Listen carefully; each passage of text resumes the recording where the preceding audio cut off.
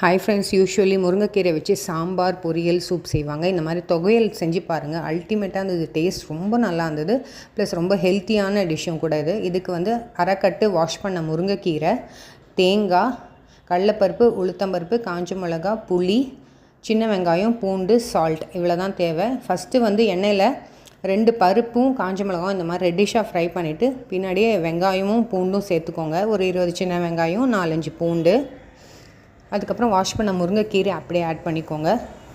எல்லாமே ஒரு நிமிஷம் தான் ஃப்ரெண்ட்ஸ் ஃப்ரை பண்ணேன். ரொம்ப மொத்தமே 5 நிமிஷம் தான் ஆச்சு ஃப்ரை பண்ணுறதுக்கு. இது பின்னாடி ஒரு 1/4 கப் துருவின தேங்காய் ஆட் பண்ணிக்கோங்க. இது ஒரு ஃபியூ செகண்ட்ஸ் ஃப்ரை பண்ணிவிட்டு புளியும் சால்ட்டும் பின்னாடியே ஆட் பண்ணிவிட்டு நல்லா ஆற வச்சு ஒரு 1/4 டம்ளர் தண்ணி மட்டும் விட்டு நல்லா ஃபைன் பேஸ்ட்டாக அரைச்சிக்கோங்க ஃப்ரெண்ட்ஸ். நம்மளோட முருங்கைக்கீரை துவையல் ரெடி. கண்டிப்பாக ட்ரை பண்ணுங்கள். தேங்க்ஸ் ஃபார் வாட்சிங்.